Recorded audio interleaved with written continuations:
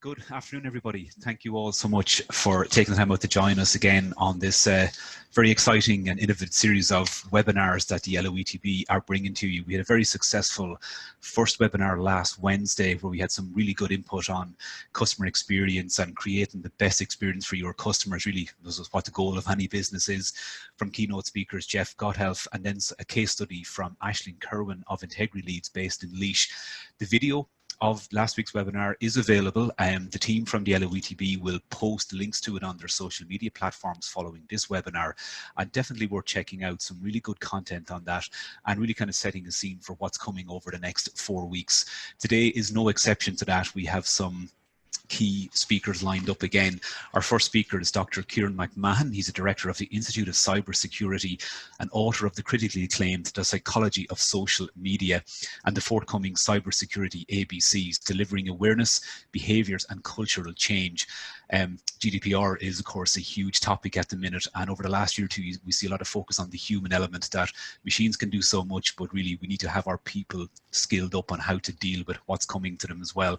And to kind of build on Lee's piece, we'll also be joined by Lee Feary from Grant Engineering to give us an overview of what companies are actually doing on the ground and how they're managing GDPR and the employees and training around that as well. A quick look at the running order for today. We're going to have a quick overview of the services the LOETB give from Yvonne Foy very shortly. So at about 1:10, we'll be ready to have Ciarán's keynote speech.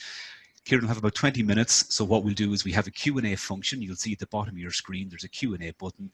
I invite you to put any questions you might have for our participants into that. I can then put those questions to them at the end of their talk. Lee will then join us at around 25 to 2. He'll have about 10 to 12 minutes for his part. Again, we'll invite questions through the Q&A function then. And at the end, if time permits, we'll have enough room there for a general discussion around today's content. So that is it. We're going to kick off very shortly. But just to give us a quick overview, I'd like to introduce Yvonne Foy from the LOETB first. Yvonne. Thanks a million, Ronan. Welcome everyone, and thanks very much for attending.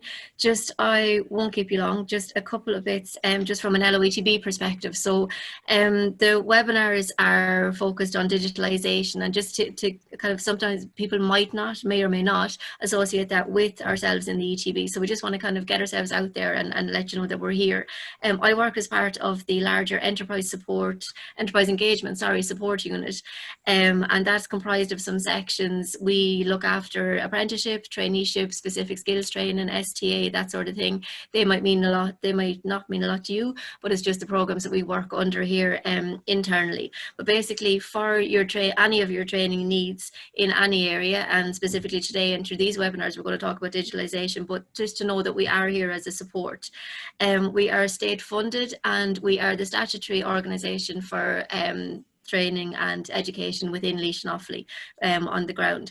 All our programs, are hugely employment focused, whether that's getting people into employment or upskilling people currently in employment.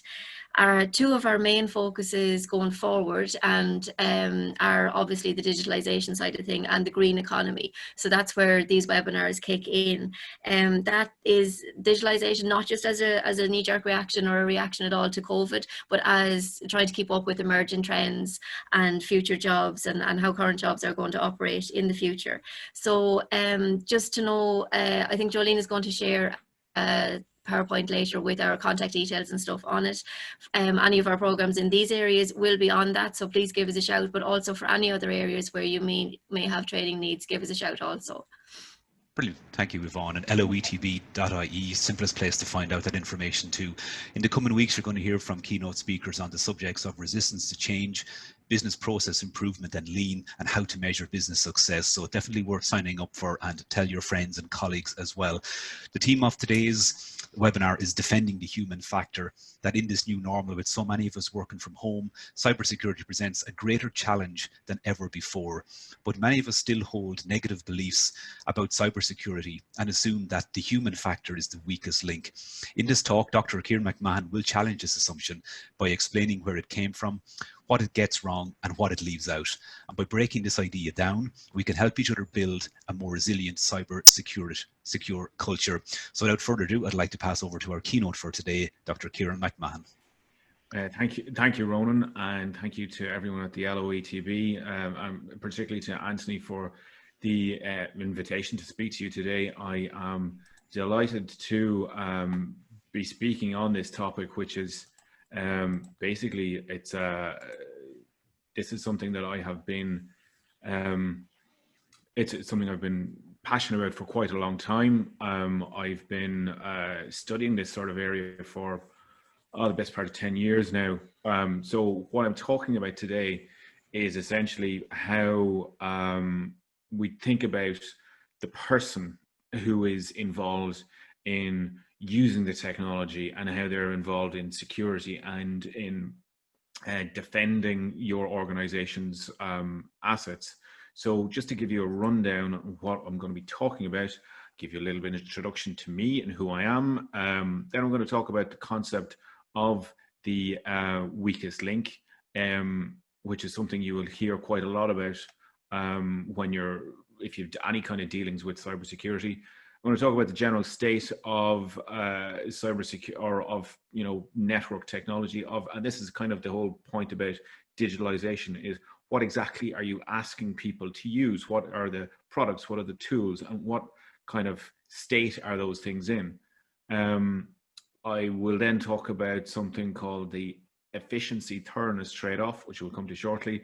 And then we'll finally conclude with talking about developing a positive cybersecurity culture and how that we want to move to organizational justice and victim blaming, which sounds quite complicated, but it's really ultimately is about treating your colleagues and your coworkers and your customers fairly. We will move on to next. So basically my background, as Ronan very kindly introduced there, my background is like I'm trained as an academic psychologist, science of psychology, but I specialize in the area of how people relate to the technology that they use. So that's everything from cybercrime to digital wellness. And last year I published a short book, which is reasonably well received. You can find it on Amazon. It's called The Psychology of Social Media.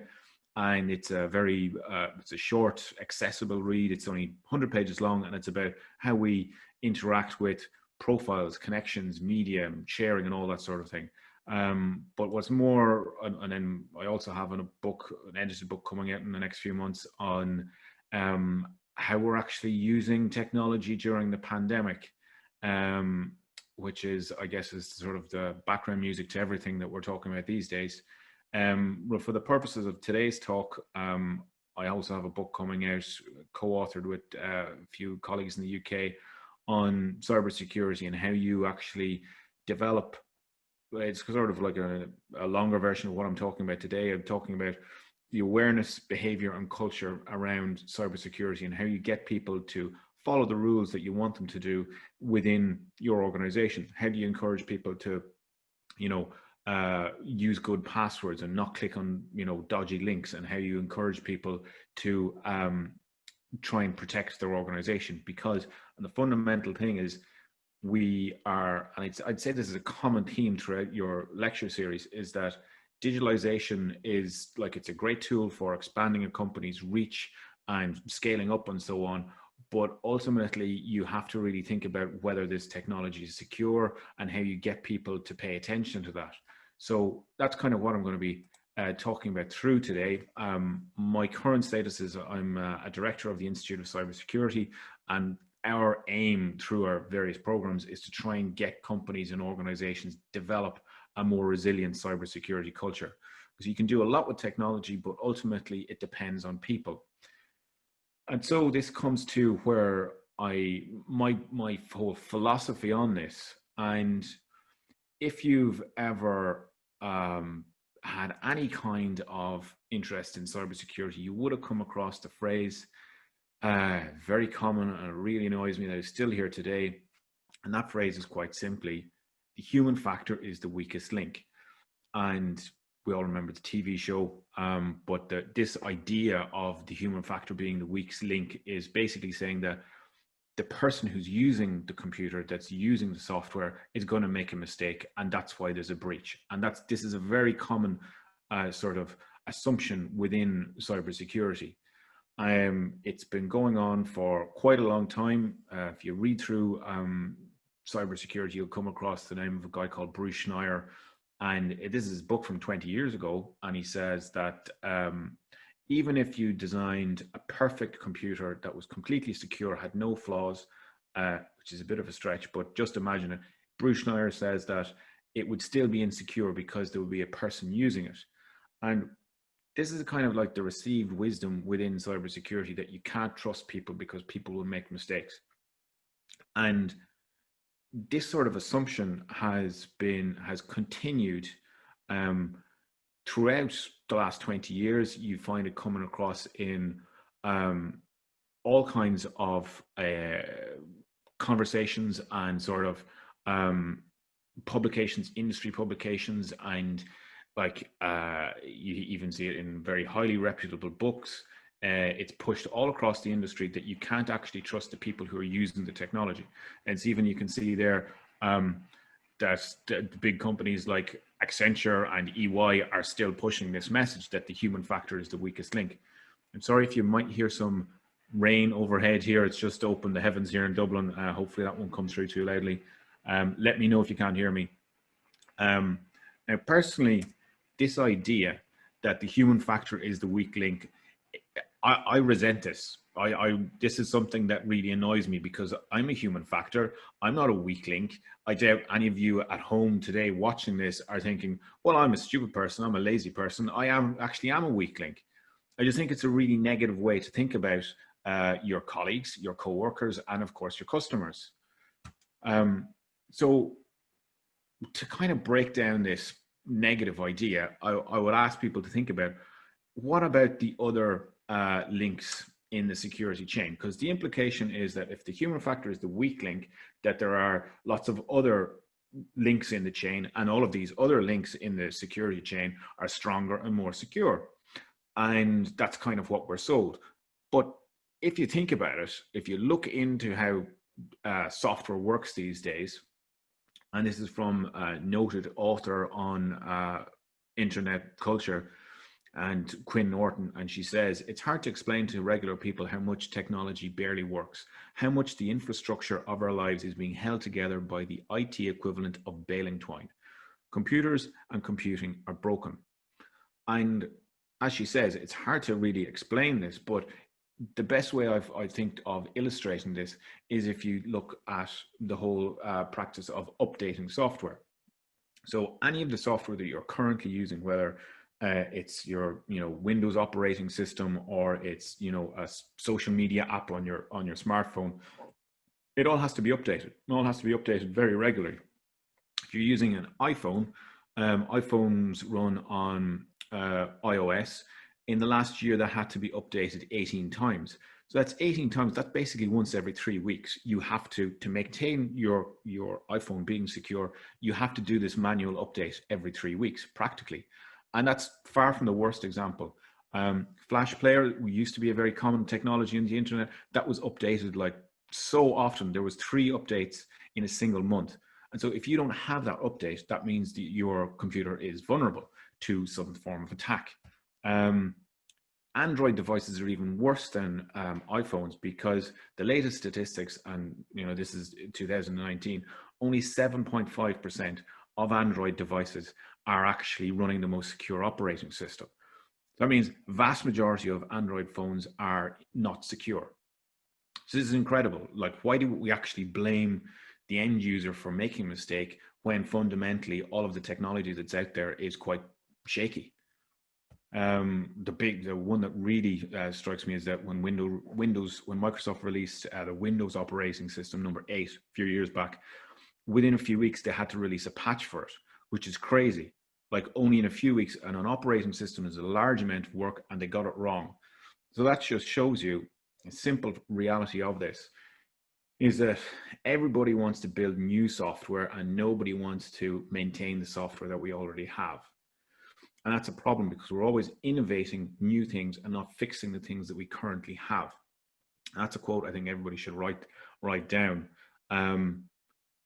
But fundamentally, and I should have mentioned at the start of this presentation that I'm going to give you, your participants, 3 lessons to take away from this talk. And the first lesson that I want to give you today is, here we go. Bear with me a second. The next time you take a coffee break, and I think people should, even though we're all working remotely and working separately from each other, you can still do this. You take a break, take a coffee break, and save yourself having to do it at any other time. This is when you should update the software on your laptop. Also, don't forget, crucially, all of the other devices that you're using as well, including, you know, your tablets, desktop, and particularly your phones. Now,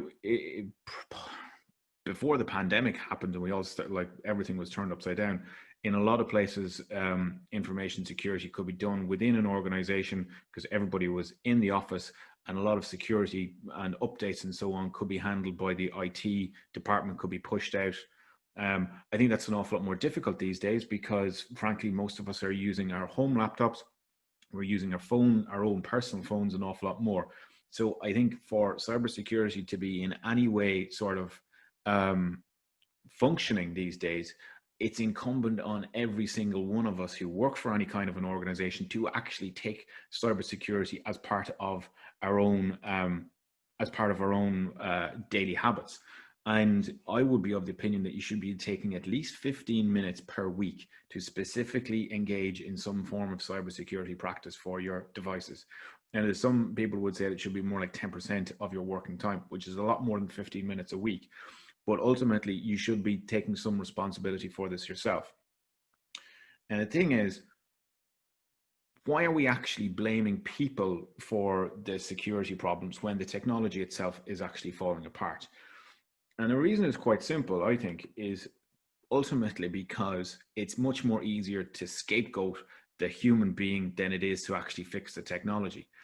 And this is some research from a good while back about like industrial accidents. And generally speaking, this guy Hollnagel has found that when you have any kind of an accident, it's the causes usually comes down to it fits into a certain category. Nobody ever says, well, that plane crashed or that power plant exploded because the whole nuclear power itself is very shoddy. Now, they'll usually find one person to blame, and that one person can be fired, and that's usually a fairly cost-effective way of saying we fixed the problem. But fundamentally, that's really not what actually happens. Is that if we're trying to say that this is the normal way we explain an accident, that's not really acceptable to how we actually move forward. And I think that fundamentally, when we talk about human error, we're talking about something that doesn't really make any sense. Because if I'm saying to you that, like, you know, don't click on a phishing link, for example, don't click on a link that's going to, you know, expose yourself to malware infection, all of that sort of thing, it's really hard for you to do that. Because first of all, every day, anybody who's watching this who uses a computer in their daily lives, you're going to click on 50, maybe a couple of hundred hyperlinks every day. And I'm just asking you to say, one of those is going to be bad, don't click on that. But how am I supposed to do that? Because, you know, I'm trying not to do that, but, you know, I'm going to make a mistake. It's inevitable that I'm going to do this. Now, if you want me not to click on the dodgy link, right, you're going to have to be prepared for me to take an awful lot more time to do that. Because, and this is what Hollnagel calls the efficiency thoroughness trade-off. And that basically means you can be fast or you can be accurate. You can't be both. So if you want me to do my job effectively and quickly, I'm going to end up clicking on a dodgy link at some point. That's inevitable. But if you want me not to click on the link, you have to be prepared for me to do an awful lot less work. And so what we'll come to then is a point where we're actually not talking about technology. We're really talking about workplace culture. And we're also talking about how human being, which is you and me, uses the technology. And what I fundamentally want you to think about this is I want everybody who's watching this to, as a human, stand up for yourself. But I also mean that, and we're coming to lesson number 2 here, I also mean that figuratively as well as literally. So this is your first real practical lesson in cybersecurity. Every day you are at your laptop and you're, you stand up to make a cup of coffee, you stand up to go to the bathroom, you stand up to take a break, you stand up to get something else. And I think this is the first thing that you can learn in a practical, physical sense of how you can get into a good cybersecurity habit. And I want you to basically look at your keyboard. So if you look down on your keyboard, I want you to look for the Windows key, and I want you to look for the letter L. And I want you to put your finger on one. I don't actually do it now, but this is what I want you to do every time you stand up from your machine. Put your finger on the start button and put your finger on the L. And so that every time you stand up from your desk, you push off, because when you're standing up, you actually push off the desk. And this is the handiest way that you can actually log yourself out of your machine. So everything will still be there. It won't turn off any programs. It'll just lock your workstation. And this means then that while you're away from your desk, your machine is secured and only you with your password can do it. And this is a very simple exercise in what's known as access control. And this is like, it's important it's definitely important if you're in like a co-working space. It's really important if you're in a big office. I think it's very important as well if you're working from home and you've got toddlers running around the place and you get up to go to the bathroom and then they come back and something's changed. But it's also really important if you're doing some work in a cafe, or if you actually share accommodation with other people and you might know them very well. And this is just a good habit to get into, and it gets you thinking about cybersecurity every time you stand up to have a coffee or go to the bathroom. The final sort of section that I'd like to talk about now is still going on about this idea of the human factor as the weakest link, which really annoys me, because ultimately this is a sort of a negative idea, which I think feeds into a negative culture around cybersecurity. And it is fundamentally, it's also victim blaming.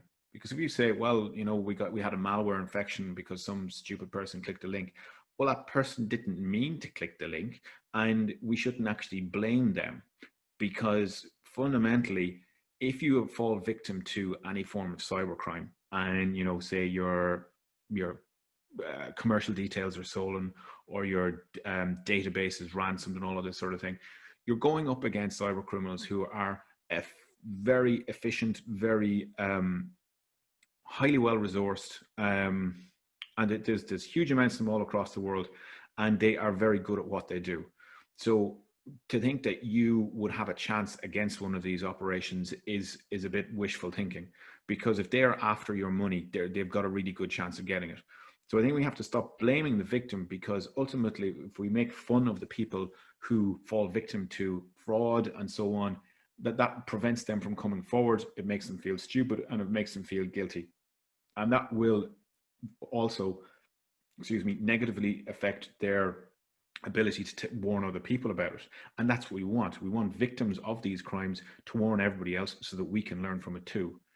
The other thing more research says is that if you are bringing in new security measures in your company, and you're saying, well, we don't want people to use, say, Google Drive, or we don't want people to use USB keys, and we want everybody to make password changes. If people think that you're doing this because you don't trust them, this is the crazy thing about human psychology is people tend to react to the rules that are brought in. If they think that you're not trusted, well, then they're going to react against them. So you have to really, if you want people to follow the rules that you put into your organization, you have to make sure that they're fair and they're equitable, and that your employees actually think that this is something that they're not being punished. You have to try and bring people along with your cybersecurity culture. And this is an example from a few years back. You really need to have a fair environment for procedural justice, and to make sure that people think that these rules are going to be enforced fairly. We found in a survey that we did a couple of years ago and this is a really striking one, is that end users or errors of violations are disciplined fairly and transparently regardless of seniority.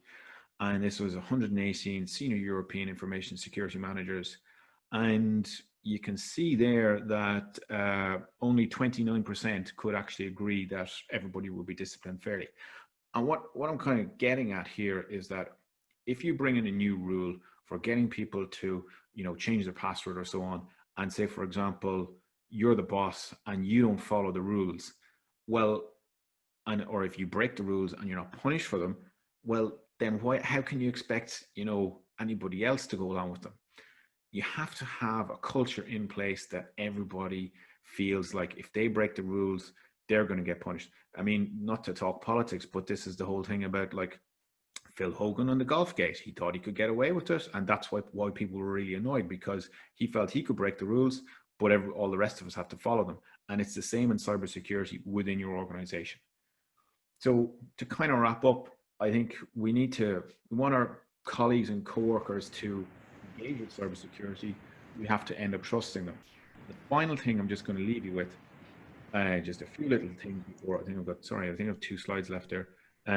If you don't actually have a sort of information security policy document in your organization, and most companies don't, what would be the first thing that you would put into it? How would you ensure that this policy is itself fair and transparent?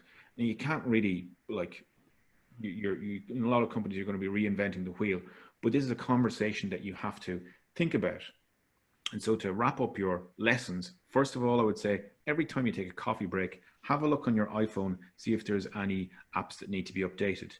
Every time you stand up for your desk, log out with your Windows key and your L key. Talk about with your colleagues about how you would develop a cybersecurity. And of course, finally, you can check out our e-learning courses at instituteofcybersecurity.thinkific.com, or find us on Twitter. We haven't launched any products just yet, but you can pre-order them and you can sign up for updates, and you can follow us on Facebook, Twitter, and LinkedIn. And I am, of course, thank you for the opportunity to speak, and I'm happy to take any questions. Thank you, Ciarán.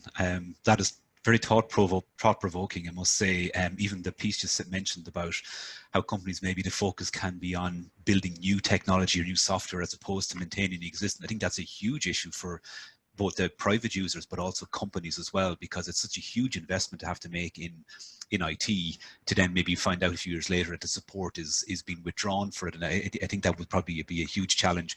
The way you spoke about the blame game, interestingly, on last week's webinar about customer experience, we spoke about how sometimes when a problem emerges in a company, be it with a product or a service, it often gets pushed around in-house in the blame game, and people lose sight of the actual customer and what they need from that as well. And interesting to hear you put that forward too, about how, you know, again, the blame game starts, people look for the who as opposed to the what happened in it too. And I also found it interesting how you mentioned about the lock in your screen, be you in an open plan office, maybe working at home, and of course wanting that the last 7 months have shown us toddlers get mentioned and get thrown into all these as well. Recently I was working on a process map, and I came back in and my 8-year-old was correcting it for me. Now, he was right in what he did, but it's an example of exactly, we're all guilty maybe of leaving our machines open and that. So we do have a few questions that have come in from our attendees, Ciarán. The first one is, knowing that human failures account for almost 90% of cyber incidents, as well as the importance of human training in cybersecurity and cyber awareness programs, why do companies still invest 80% in technology and only 20% in human training? Well, I think that's the straightforward answer is it's very easy to buy software. It's very easy to download it and install it and all that sort of thing. Actually sitting down and changing people's habits is, I think it's probably cheaper in the long run, but it takes, it's time consuming, and it also, you have to want to, you know, it's that old joke about, you know, how do you change a light bulb, asking the, you know, psychotherapist. Well, the light bulb has to want to change is the thing. And I think fundamentally, if you know, there's a lot of companies out there that will give you, say, free phishing training, and then companies think they've ticked the box, you know, that we have this thing, but actually sitting down and talking about it could open a can of worms. And I think this feeds into probably the conversations you've had around the GDPR. And I would say a lot of companies are sort of like, if we actually start doing this, then we're going to find out a lot of things that we haven't done that we should be doing.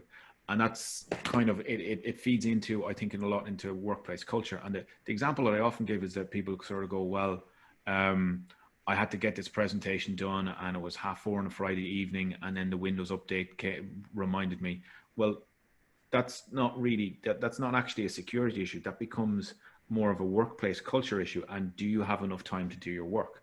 So if you don't really have enough time to train your employees properly, then you can't really be too surprised when you end up with a big problem on your hands further down the line, and you're in trouble with the Data Protection Commissioner and so on.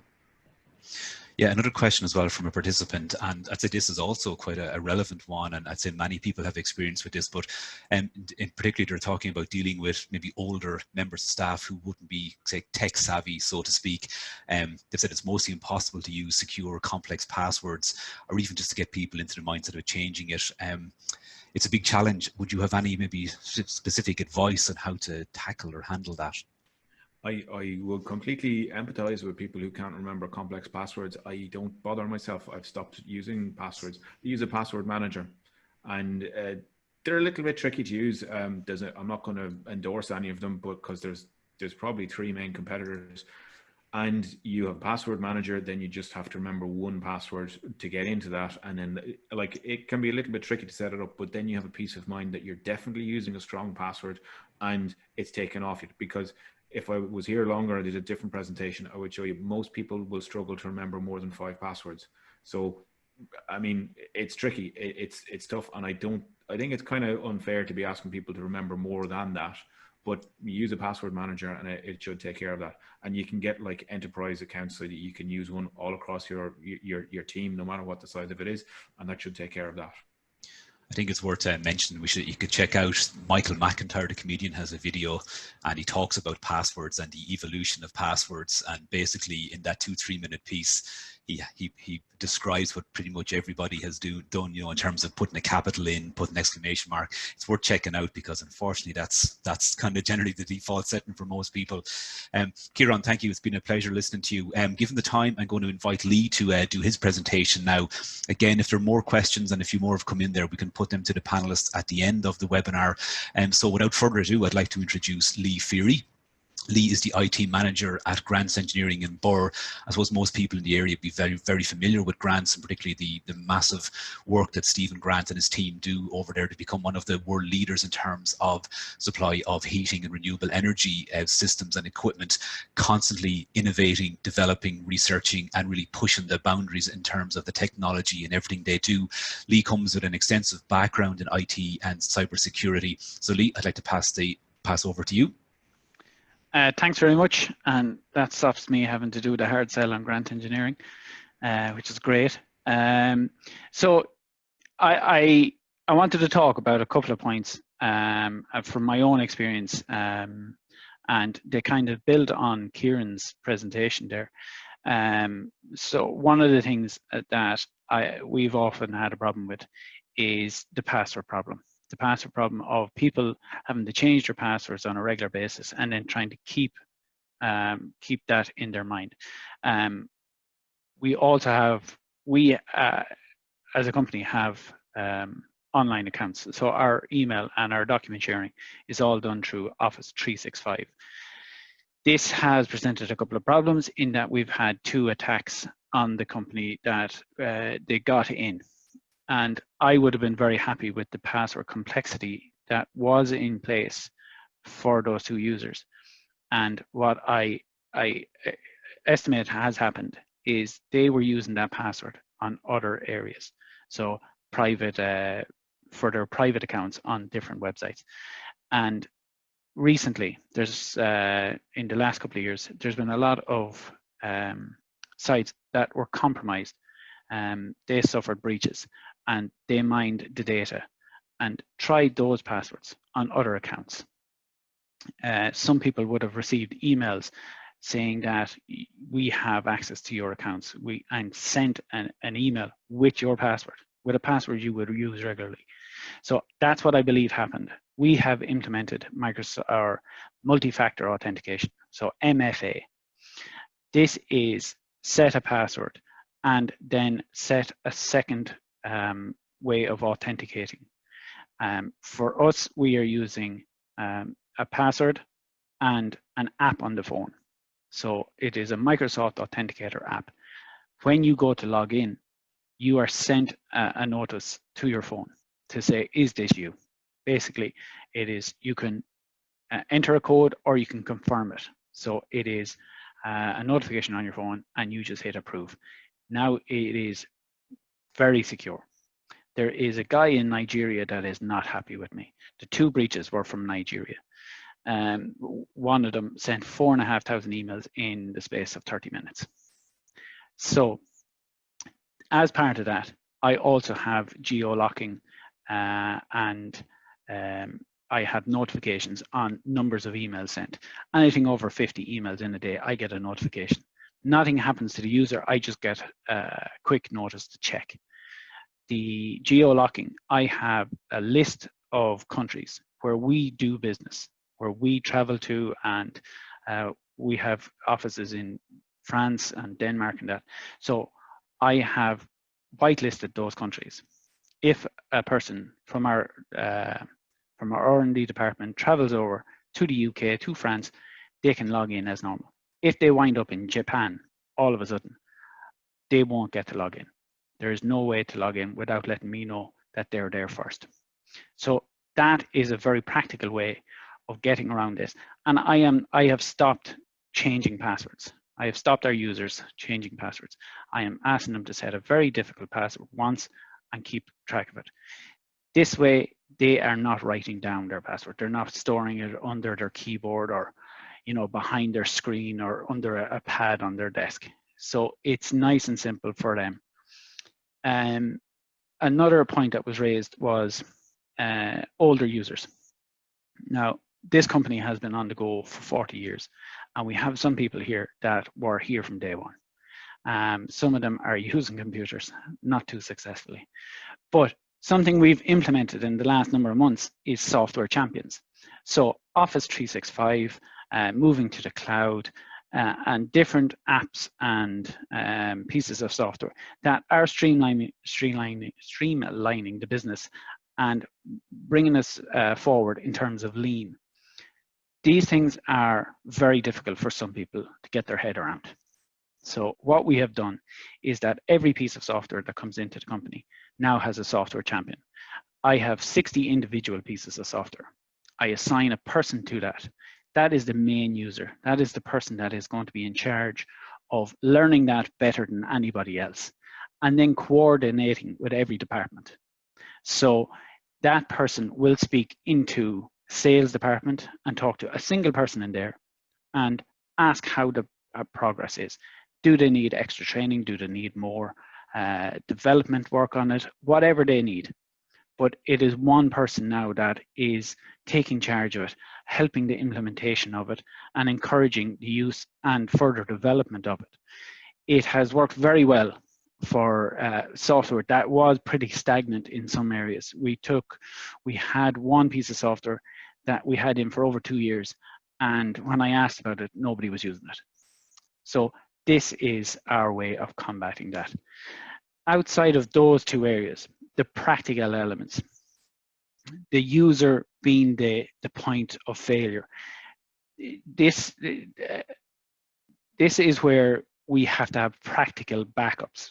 So a firewall, antivirus, data backup. My time working with NIS, I worked as a support consultant for a lot of different companies and a lot of different industries. So I would have seen a broad range of people and ways of operating.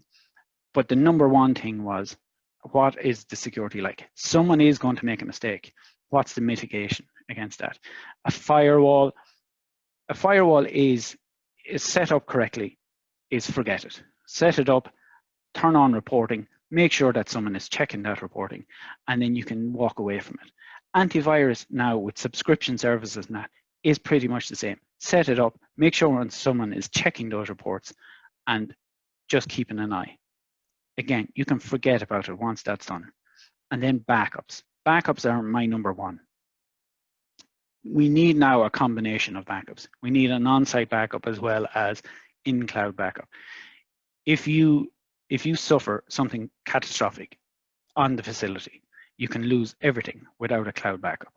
If you have your cloud backup but not an on-site backup and you lose stuff, now your problem is, I am trying to download all our data back to a site in Ireland, and your massive problem here is, how quick is my broadband? How big is my data?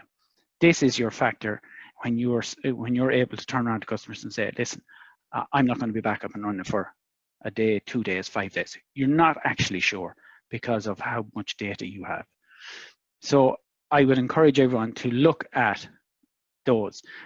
We had a customer who we called to regularly with NIS, didn't have a contract. So we were just there called in on a regular basis, but we weren't checking stuff. We weren't getting reports.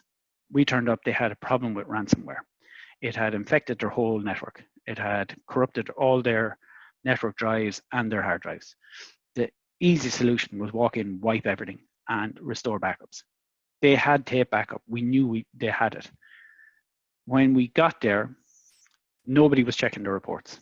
There was no backup for the last 3 months, and nobody was changing the tapes. So they lost all that data unless they paid the ransomware. 2 days of trying to mess around and maybe get a way around this, we turned around and paid them. And it was a simple thing of nobody is checking this. If they had the backups, we could have disconnected from the network, wiped everything, restored, and they would have been back up relatively quickly.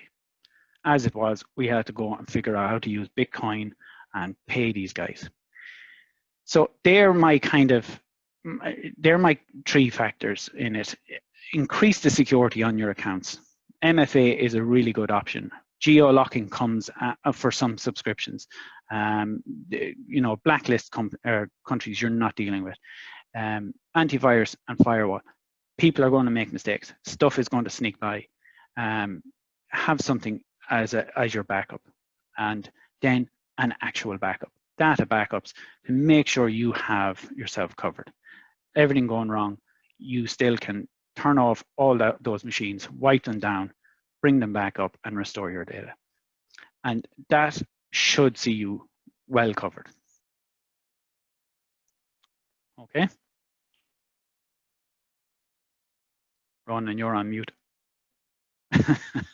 Just checking that you're watching, just that somebody's checking. Fair play to you. Thanks, Lee. Really practical examples there too. And I suppose I work for a company that we do have both cloud storage and on-site backup as well, the MFA. And it's surprising you get used to it very quickly. And I think you begin to really appreciate what it does and the security that it brings too. I would say for a lot of companies and probably a lot of people listening, it sounds like a major investment. And it possibly is, but what should companies be looking at to begin with? People need to look at their annual budgets and cash flow and look at how much money they can put aside for this. And maybe in that is a factor often that maybe sometimes systems, hardware is just so old that to actually come up to the level that you need to be at is a major, major hurdle for businesses. How did you find it both in your previous company and with grants? With the current company, now Microsoft, Adobe, all of these companies are moving everything into the cloud. So you can't buy a copy of Microsoft Office anymore. It's very hard to get a CD anymore. Most of this is stuff that is subscription based. So going to subscription based, you are able to work in the cloud. Your hardware isn't the limiting factor it used to be. Most things will work off a cloud. A pretty simple tablet will get you working with Office 365, Word, Excel, Outlook.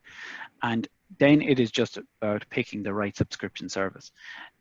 Most of them, like you will see it now with your own private Gmail account, even the banks, the AIB have multi-factor authentication turned on now. So all of these companies recognize that MFA is nearly the best way to make sure that the person logging in is you. So I wouldn't say it's a hardware cost anymore. It is more of a software cost. But with that software, you are getting services like with the Microsoft 365, they have anti-spam, antivirus built in. So your antivirus on site isn't working as hard. It's not doing all that work. They are cleaning up a good amount of stuff coming in. Now, we have a sister company in the UK, and the amount of emails from the director of that company to our receptionist with the latest accounts is surprising. But simple simple education on that is, would that person send it to me? Would that person email me regularly, or would that person send that to me? They're simple questions that everyone should be asking themselves. And at the end of the day, if you're still not sure, pick up the phone and ring them. Ringing them is the best way. We had one company come to us to say that they had a breach where someone had asked all their customers to change their direct debit information. So we didn't, because the girl in accounts picked up a phone and rang that company and said, was this meant for me? And they went, Jesus, no, no, we didn't send that at all. So they started to make phone calls to everybody. And that's that kind of take it puns. You could send out 100,000 of those emails, and all it needs is one person to just reply back, particularly in that. So, Ciarán, I suppose a question for you there as well. What are the top cybersecurity concerns that businesses are facing at present? I think it goes to what Lee was saying there. It's ransomware, as far as I can see. I don't have intelligence on that, but it's as you say, it's sending out the massive amounts of emails for the, you know, you can call it whaling, spear phishing, business email compromise, all of those different things of trying to get a hold of somebody who controls accounts and then sending them, actually, don't send that money there, send it here. And these guys only have to be lucky once. And I think that the example that Lee pointed out there of the person picking up the phone. So I think this sort of ransomware thing is going to be, it's going to present a much greater opportunity now that you have a lot more working from home, because the problem we have now with working from home is that the informal conversations, the bit of like pulling somebody aside in the corridor sort of thing that happens in an office is much harder to do if you're operating through a screen. So, and the reason why I really liked Lee's example is because if you think about it nowadays, like the amount of sort of like conference calls that I used to have that are now Zoom calls, and it's unnecessary. You could just do it on the phone. And the reason I'm saying that is that I think we're relying in some instances for the communication almost too much, because like I think, and I can see it with lots of different people, like that people are saying, well, I send them a message, I send them an email. The phone, a simple phone call, not a WhatsApp, not a FaceTime, just a simple phone call will actually get somebody's attention, I think, an awful lot easier. So I think people have to be really careful about what sort of communication structures you have built since the pandemic forced people to work from home, because that is your main defense, is that the structure and the culture that you've built around communication, that's going to help you say, I'm after getting this purchase order and it looks a bit strange. Ciarán, the reception has just gone on you there. We might come back to that in a couple of minutes. Lee, there's another question in there, and just somebody's asked, is that, like, you know, maybe your typical IT specialist profile would generally be somebody who's very technical, but yet a huge part of the function is managing people. Now, I must say, from what you've told us already today, it looks like it's something that you're quite adept at. You spoke about your technology champions and stuff like that. So from the point of view of leadership at IT, what kind of tips would you have for people, or how would you go about building, you know, or making sure you've got the right profile of people in your IT team? And you're on mute as well, Lee. Karma. Yeah. I'd love an IT team. What happened was I came in here and I ended up taking nearly every IT job that was going, and basically stuff was not happening. So what I did was I switched the emphasis on buying new software back to the person that wanted it, and I asked them to take charge of it. That I am here as your backup. I am a service to you, but I am not the person using it. So I am not going to know how to use this. I'm not going to learn it. I was doing that in the beginning. I was trying to learn every piece of software. And a simple example was that someone in sales asked me to turn on a feature in our accounts package. And when I turned it on, it broke something for someone in accounts. It stopped reporting as it should. So I was the wrong person to turn that on. I wasn't the guy that knew all about Sage there. So that was kind of a kickstart for it.